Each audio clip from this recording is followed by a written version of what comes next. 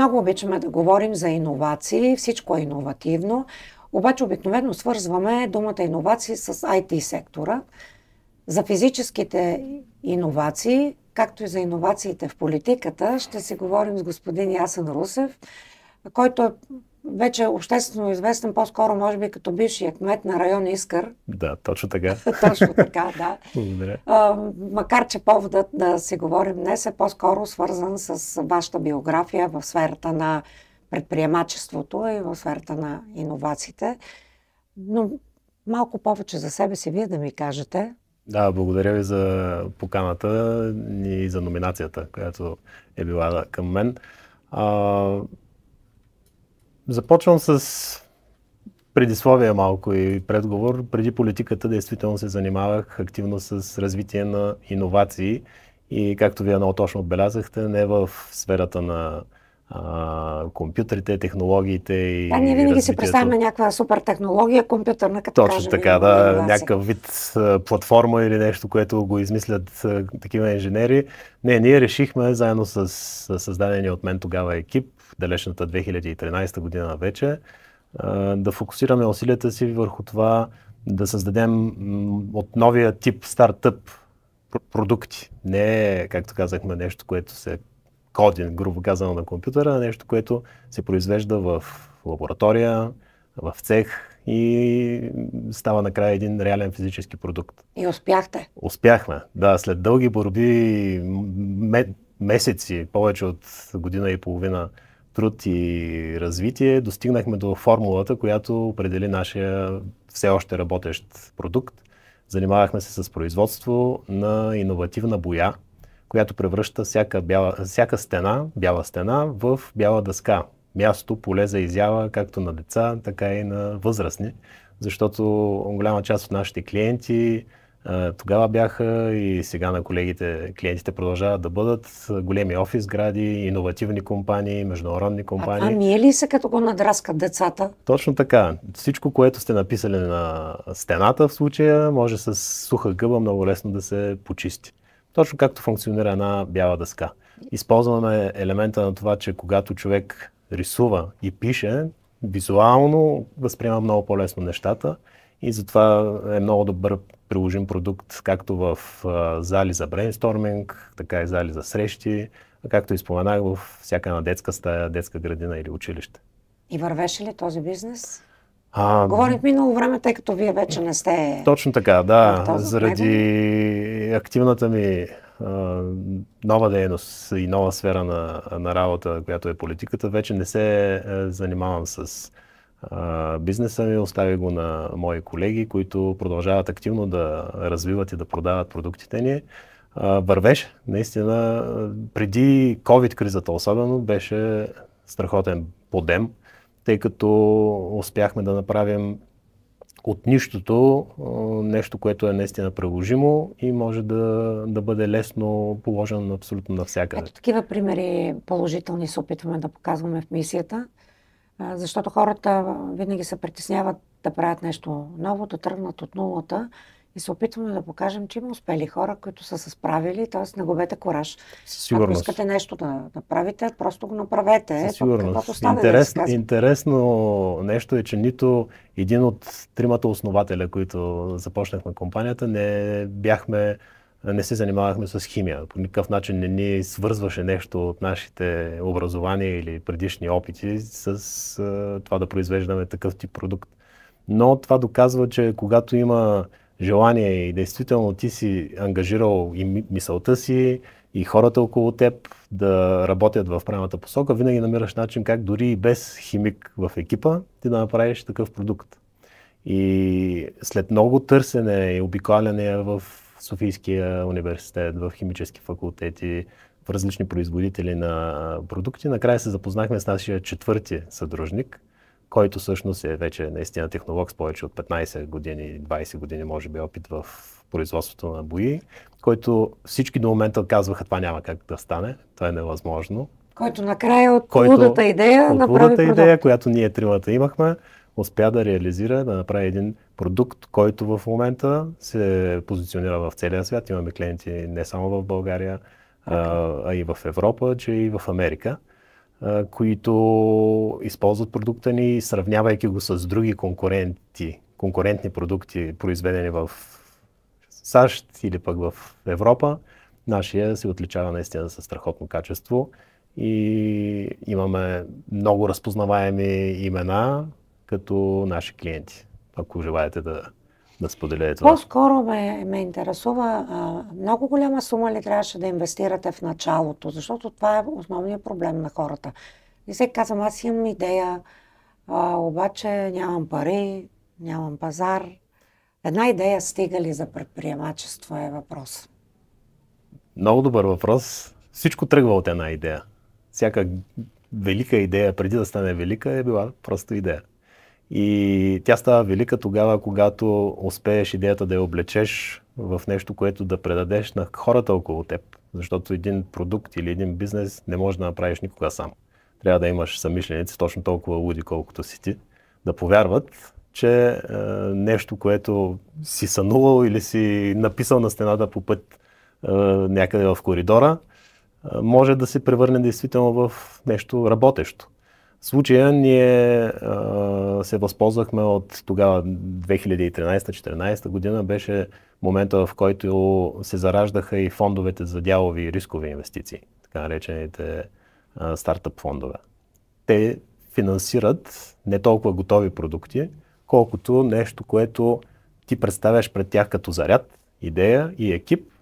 Те финансират тази идея и вече с средствата, които разполагахме, можехме да правим различни итерации, да подобряваме продукта. Човек, ако има желание, винаги има... Има начин, не смея да твърдя, че в днешните времена вече е далеч по-лесно, категорично, защото от година на година, все пак до скоро съм се занимавал с това, следя тренда в тази посока. Има много инвеститори, има много бизнес ангели, има много среди, в които хората могат да представят идеите си. А отсреща пък има хора, които са извървели този път вече. Познато им е как се случва всъщност реализацията от идея до готов бизнес и са готови да помагат. Това е хубаво, защото може би препраща към вашия избор да зарежете този печеливш бизнес и да започнете да се занимавате с политика. Съжалявате ли, първо да попитам?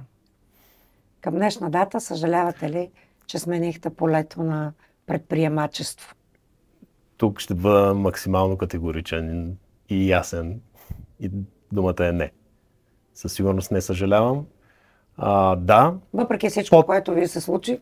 Въпреки всичко. Вярвам, че всички неща, които се случват в живота ни, на всеки един от нас, било то хубави или не толкова хубави, винаги са относителни и винаги се случват поради някаква причина. Не е защото аз съм лош, не е защото някой друг е лош, а защото това е било момента, в който трябва да се случи точно това. И човек, ако успява да гледа така малко по-философски на нещата, винаги ще може да намери и нещо позитивно, и в случая нещо, което да го научи да бъде по-добър от сега нататък. Всяко нещо, да кажа, да е много философски поглед. Много трудно е обаче човек наистина в реалността да осмисли по този начин събитията. Защото... Минах през невероятни вътрешни борби, колебания на момент, защото аз оставих действително нещо работещо и спокойствието си и на семейството ми. Винаги, когато един човек се впусне в нещо подобно, това предизвикателство да се гмурнеш наистина в много дълбокото, което първо не знаеш какво чакаш и какво ще видиш там и дали изобщо ще видиш нещо, защото колко по-надълбоко влизаш, толкова по-тъмно става. И второ, това, че оставих спокойното за сметка на общото. Преди философията ми беше, че аз искам да развивам иновативни продукти, с които да зареждам хора около мен, екипа ми, съдружниците ми, клиентите ми, да вярват в това, че и в България могат да се случват иновации и по този начин да прославяме по някакъв начин България. Както ви споделих, и извън граница. Реално има български продукт, който работи добре. Но от 2023 година насам пък претърпях така малко промяна в настроенията си и реших не просто да прославяме България чрез моите продукти, ами отвътре да вляза и да се опитам да бъда част от новото и от промяната. Успяхте ли обаче за това кратко време от 2 години да разберете, че реално има голяма разлика между бизнеса и публичния сектор?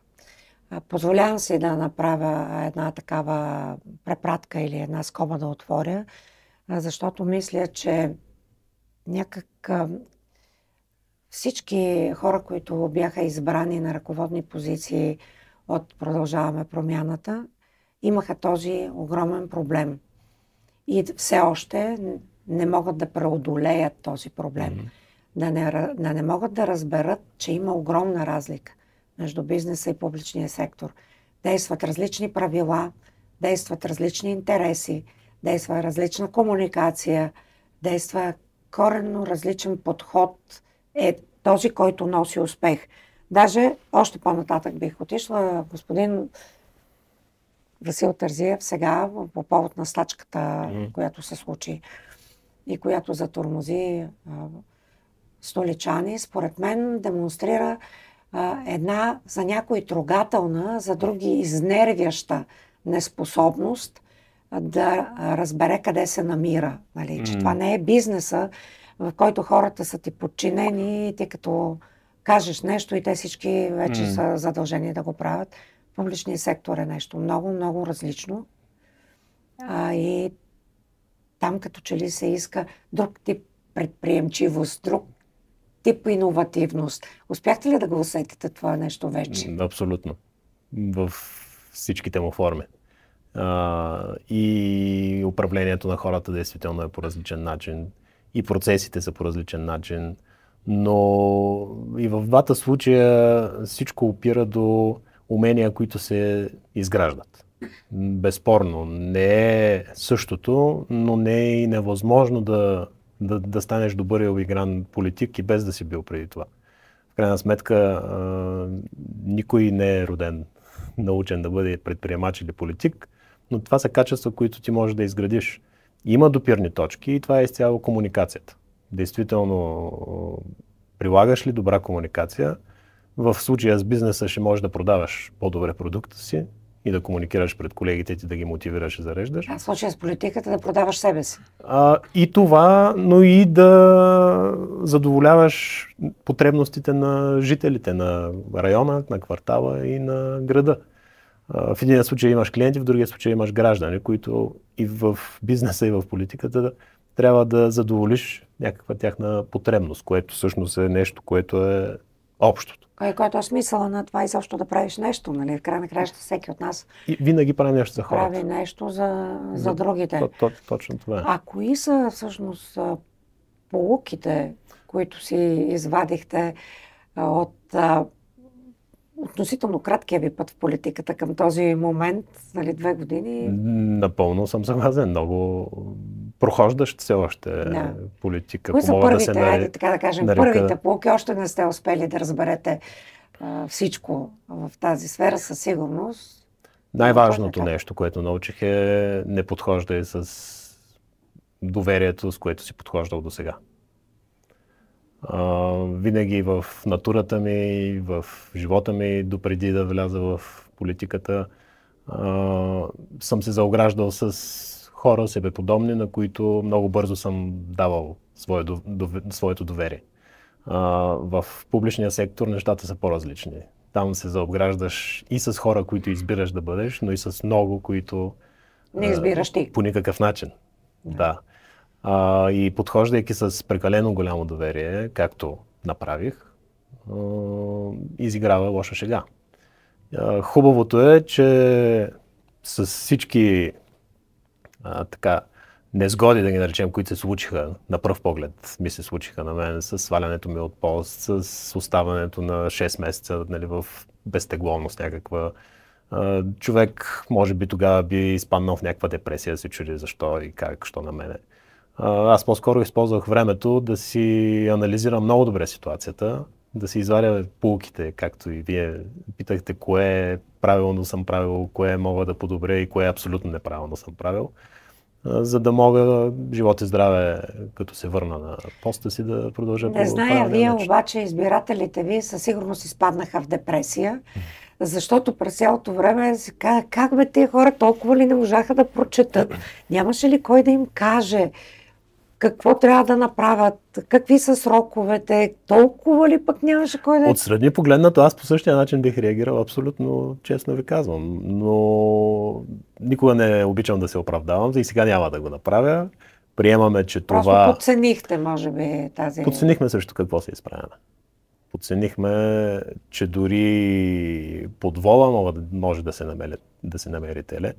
Дори и да бъдеш без вина виновен, дори и да бъдеш обвинен в нещо, което не си направил или не си ти причината се е случила.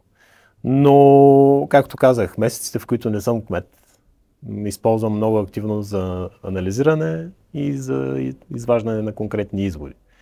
Голямо обицание на ухото това нещо и съм сигурен, че от този момент натам, поне за мен, мога да твърдя със сигурност, че ще бъда много по-подготвен и ще се очаква, нормално е да се очаква от мен. В този смисъл, имате ли все още надеждата, че въпреки някаква очевидна безсмисленост на усилията да се променя каквото и да било, аз съм убедена, че хората всички си мислят така, че вече всичко е толкова подредено, дълбоката държава толкова удобно се е настанила на ключовите места, че абсолютно всеки опит да се разруши това нещо е обречен на неуспех. Мислите ли, че наистина, даже не говорим за политика, не говорим за политически партии, за политически лидери, има ли смисъл хората, гражданите да намерят своята форма през тази партия, през друга партия, някакъв друг начин да се опитат да направят нещо? Може ли да такова предприемачество, такъв дух, има ли как да вирее и да носи успех в политиката днес? Категорично мисля, че да. Това, което всеки един от нас може да направи. Аз също бях, както цитирахте, хората, които малко отчаяно вярвахме, че всичко е вече подредено. Всяко гише си има човек зад него, който обслужва определен интерес. И на всяка бариера има митничар. Точно така, който също с определено нещо трябва да бъде усмихнат и доволен, но както виждаме, бариерите се вдигат все повече. И метафорично казано и в реалния живот. Това, което аз направих и което призовавам всеки един млад и така амбициран човек да направи е да вземе пример и с каквото може да бъде активен. Лошо е, че в България политик е много мръсна дума.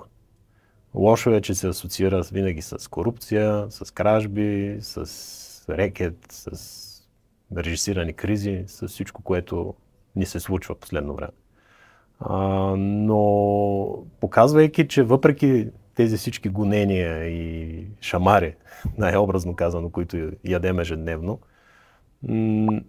да държим положение, дори и само това да правим, да сме стабилни, да не се огъваме и да не ставаме част от общата система, вярвам, че ще дадем пример и на други хора, защото аз вече го виждам. Много млади хора, както и аз винаги съм странял от политиката. Моето мнение е точно както го описахте и вие, че всичко е вече приготвено и организирано и няма как да се променят нещата. Не искам да се превръщаме в революционерите, които всички познаваме, но едва ли не сме задължени да го направим. И аз приемам това като кауза, която няма да изляза по-богат в политиката категорично. Ще изляза по-уверен, по-смел, по-безстрашен и с повече заряд да давам пример на всички останали, че може и по другия начин. Да, малцинство сме, малцина даже, не и малцинство, борим се на няколко ръце, но промяната започва от някъде.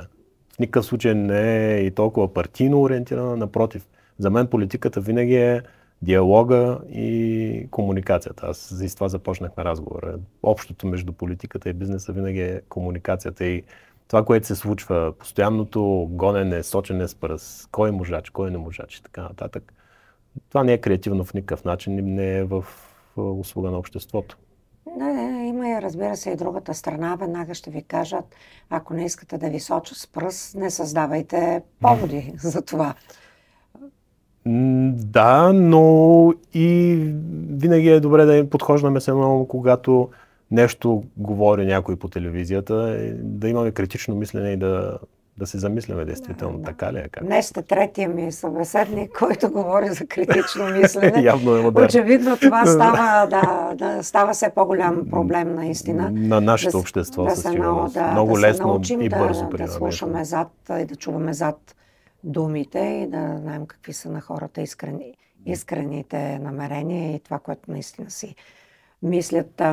Аз нещо друго си мислех преди малко, докато ви слушах. Мисля, че е време да направим едно друго разграничение. Между политика и управление има разлика. И може би точно размиването на границата, умишлено или не, между политика и управление води до това, първо, очакванията да са по-големи, отколкото са възможностите, тъй като политиката е нещо, което заявяваш, политиката е нещо, което декларираш, политиката са някакви общи неща, общи вярвания, общи ценности. Там всички можем да си говорим прекрасно. Едва ли някой има проблеми с политиката, така да се каже. Големия проблем идва, когато трябва да управляваш реално. И тези функции, които имаш като управленец, уменията, които ти трябват като управленец, вече не са това, което си заявил в политиката. Тук трябва да си много адекватен, да познаваш системата, как работи, да познаваш тази общинска администрация, кой е, кой какво прави там, къде са слабите места, къде трябва веднага да пипнеш, кое да отложиш. Трябва да познаваш механизма на работа на администрацията. И тя няма нищо общо с администрацията в бизнеса. Категорично. Няма нищо общо. Политиката за мен е това, което се случва повече в Народното събрание, да го кажем. Това, което се случва при нас на терен, както обичаме да се изразяваме. Това е управление. Това е управлението. И това е мястото, където се свързва политиката и гражданина и обществото. Който се е на терен, който разбира проблемите и който се опитва да ги решава. И още по-детайлно, ако задълбаем, районния кмет е пък управление, един домоуправител на 70 000 човека, така да го наречем. Винаги ти имаш хора, които те харесват, има хора, които не те харесват. Трябва да... Там идва политиката. Трябва да си добър балансьор, но чисто като управление, тогава пък ти трябва да бъдеш добър менеджер, лидер, който да мотивира своята администрация да работи по-добре. Там се връщаме обаче на хората, кой се избира с кого да работи и до каква степен администрацията ти позволява ти да приложиш своите управленски функции, нали, по най-добрия начин. Позволявам си да споделя и нещо друго, което пак е свързано с, може би, с предложение, нека така да го кажем, което проистича от моето дълбоко недоумение като човек, който на теория и на практика се занимава с управление в последните 40 години вече. Аз не разбирам защо трябва да има избираеми кметове на софийските райони, които избираеми кметове нямат почти никаква самостоятелност, защото цялата самостоятелност започва от финансовата самостоятелност. Тоест, вие изпълнявате един бюджет на столичната голяма община и сте реално, точно както казвате вие, домоуправители. Обаче защо е нужно да избират хората някого, т.е. те го натоварват с очаквания. Те мислят, че този човек може да решава техните проблеми. Когато стане кмет, един районен кмет, той на практика няма почти никакви лостове извън тези, които ще му даде голямата столична община. Или ако ще се избираеми кметовете, трябва тази система да бъде променена в посока на децентрализация, на оставяне на част от парите, които се генерират в района, априори там. Този човек трябва да знае с какви средства разполага, не да чака някой да му даде. И обратно, ако искат големите началници столична община да зависи всичко от техния подпис, от техните решения, тогава тези кметове просто си ги назначавайте. Защо трябва да ги избирате? Защото според мен така, вие сте между чука и накованията. Хората ви избират и очакват, но вие не разполагате с ресурси да задоволите тези очаквания. Така ли е? Точно така е. В момента районният кмет, една от основните му функции е, колкото и грубо да звучи, да бъде една пощенска кутия. Пощенска кутия, която получава сигнали, препредава сигнали. Получава сигнали, препредава сигнали. Получава средства, предава средства. Напълно сте права. Всичко, което влезе в районната администрация, като приходи, от такси, от данъци и прочее, веднага се изпраща към Столична община.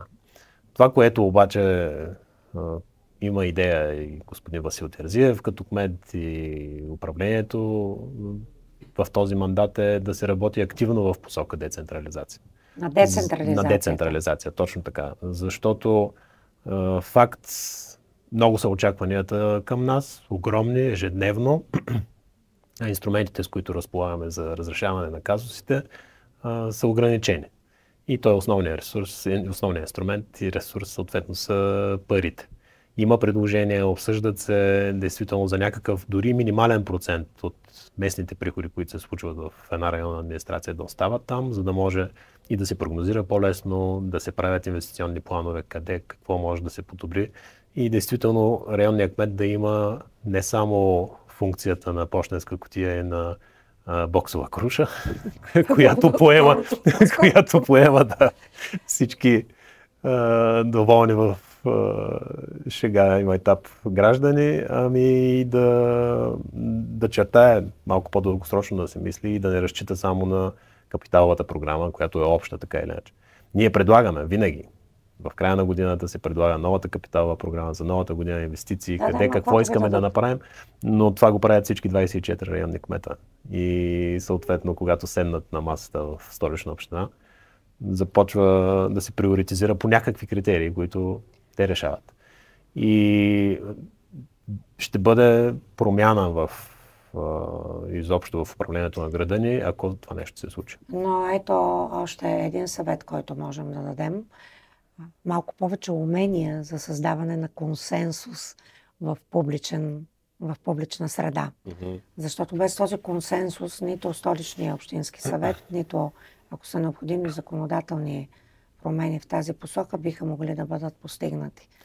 Това имах предвид, като казах, че политиката за мен не е толкова противопоставяне, колкото мислене градивно и в една посока. Ето всъщност така около този разговор неусетно се появиха няколко предложения, няколко тези, нека така да го кажем, около които биха могли да се обединят не само политически, но може би и обществени сили за малко натиск в посока на това, наистина да се нормализира управлението, защото моята лична друга теза е, че цялата ни държава страда основно от това, че не беше разграден или поне не беше по някакъв начин премоделиран този централизиран модел на управление. От тук идват всичките ни беди. Обезлюдяването на регионите, демографските проблеми, неравномерното развитие на регионите. Да. Всичко идва от този централизиран модел, срещу който всички са, когато са в опозиция, и всички защитават и се възползват от него ревностно и го бранят с зъби и ногти, когато се докопат до властта, тъй като той им дава инструменти за влияние и за създаване на собствени позиции по места. Буквално влияние и зависимости. Много често, пак в София нещата според мен са далеч по-спокойни, но излизайки извън границите на столицата, се чува, че дори за харесването на определена публикация или споделянето и хора са уволнявани от работа, гонени. Това е така. Това е абсурда на абсурдите, което се случва в 21 век в европейска държава. Ние през две теми основно преминахме и мисля, че така, хората, които ни слушат и гледат, ви по-опознаха като човек повече. Но все пак, как бихте определили себе си в 3 думи? До преди 23-та година определях себе си като баща, съпруг и предприемач. Сега първите две думи останаха, но третата се промени с човек с активна гражданска позиция и вече и действия. Много хубаво, и в този смисъл вероятно е вашата лична кауза формулирана. Някъде около това. Да, и това, което по-рано загатнах, даването на пример и продължаването на каузата, че нещата не могат да се оправят, ако ние не се захванем с тях. Много близко изобщо до идеята на Мисия 100, да покажем хора и техните примери чрез съдбата или идеите им за това как бихме могли заедно да живеем по-добре, когато сме по-активни и всеки от нас прави това, което може. Всеки един от нас. За всички останали. В края на разговора ни, моля всеки събеседник да номинира следващ участник в мисията. Изненадвам ви с този въпрос. Кой е първият човек, който бихте номинирали и който бихме могли да поканим, за който се сещате? Господин Васил Терзиев. Мислите, че ще се съгласи да си говорим? Защо не? Ще ни посредничите, вероятно, ще направя в тази мисия. Би ми било интересно, разбира се, да поговоря и с него. Това е човек, който познавам. Съдбата и живота ми ме е срещнал с него много отдавна. Действително е бил в предишния ми професионален път като ментор и човек, който ми е давал посока и тя е била правилна. Съм изградил много стабилно доверие към него и примера, който даде, влизайки в тази нелека задача, вместо да отиде някъде и да си живее спокойно живота, сочейки и ядосвайки се, че тук в България нещата не са както трябва и както той иска. Напротив, остави и той спокойствието си, за да може да даде пример и на мен, и на всички останали да продължим да работим. Аз бих се радвала, ако той ми гостува, за да поговорим за неговия пример и за неговите житейски и професионални каузи, защото ще се радвам, ако да се съгласи действително. Просто хора, които реализират някакви свои задачи. Всеки един от нас е преди всичко човек, преди всичко човек с човек. Нещата се случват. Така, желая ви успех и много благодаря за участието ви днес. Разговора за децентрализацията, за възможностите да подобрим управлението и за обществената подкрепа в тази посока продължава, надявам се. Разбира се, това е идея също на Васил Терзиев, така че приемайки поканата ви, ще се радвам да чуем и неговото мнение. Благодаря ви още веднъж за участието. Да, всичко хубаво.